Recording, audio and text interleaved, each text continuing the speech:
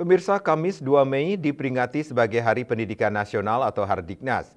Peringatan Hardiknas merupakan wujud nyata kepedulian pemerintah akan pentingnya pendidikan di negeri ini.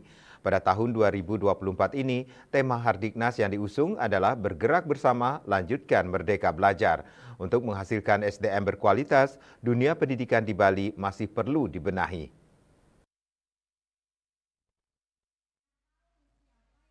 Ketua LPPM UPMI Bali yang juga fasilitator sekolah penggerak Profesor Dr. Iwayan Widana mengatakan, bergerak bersama melanjutkan Merdeka Belajar dalam tema Hardiknas tahun ini dimaknai sebagai upaya sinergitas semua komponen pengelola pendidikan yang terlibat dalam pengelolaan pendidikan mulai dari pemerintah pusat dan daerah serta pengelola pendidikan. Di dalamnya ada dinas pendidikan, satuan pendidikan, guru, kepala sekolah, pengawas, hingga orang tua secara bersama-sama mendukung program Merdeka Belajar dapat dilanjutkan agar sesuai dengan cita-cita yang diberlakukan sebelumnya.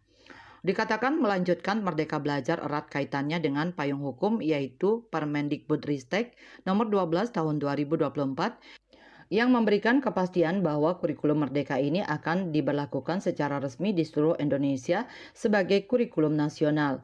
Bahkan di dalam pasal 31 disebutkan bahwa sekolah-sekolah yang berada di daerah 3T, terdepan, terluar, tertinggal, masih diberikan tenggat waktu 3 tahun untuk menyesuaikan kurikulumnya. Sedangkan bagi sekolah yang berada di luar 3T, hanya boleh 2 tahun sudah harus mengaplikasikan kurikulum ini. Sekolah yang belum mengimplementasikan kurikulum Merdeka ini mulai menata, kemudian bergerak bersama-sama sebagaimana yang telah diusung dalam tema Hardiknas 2024 ini.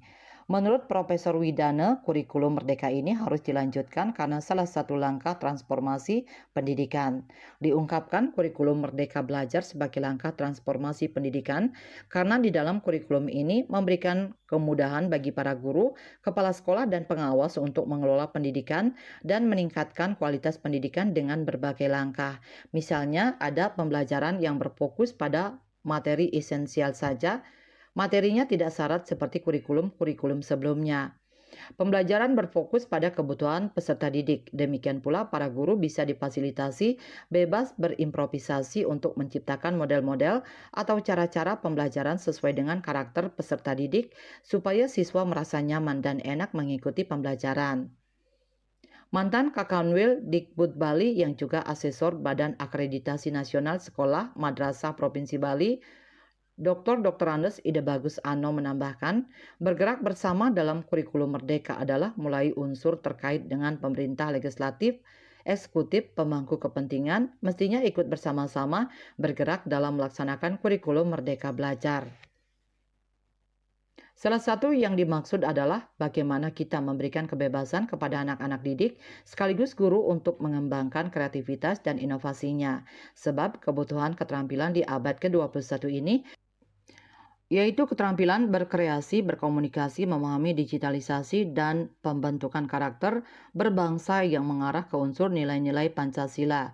Dia melihat ada 4 faktor bidang pendidikan yang sesungguhnya perlu dibenahi. Di antaranya, bagaimana mutu guru, mutu proses pembelajaran, mutu manajemen kepala sekolah, dan mutu lulusan harus diperbaiki. Dia melihat guru SMK, bidang produktif masih belum maksimal, metode mengajar guru masih berpedoman pada LKS, Kasek jarang melakukan monitoring guru mengajar di kelas, hingga sekolah kekurangan guru. Seluruh pemangku kepentingan mesti mengambil inisiatif memanggil MKKS untuk bertemu bertatap muka setiap bulan untuk memperbaiki model-model pembelajaran yang inovatif. Apabila ini mampu diterapkan, maka kurikulum Merdeka Belajar akan berjalan sesuai dengan harapan bersama.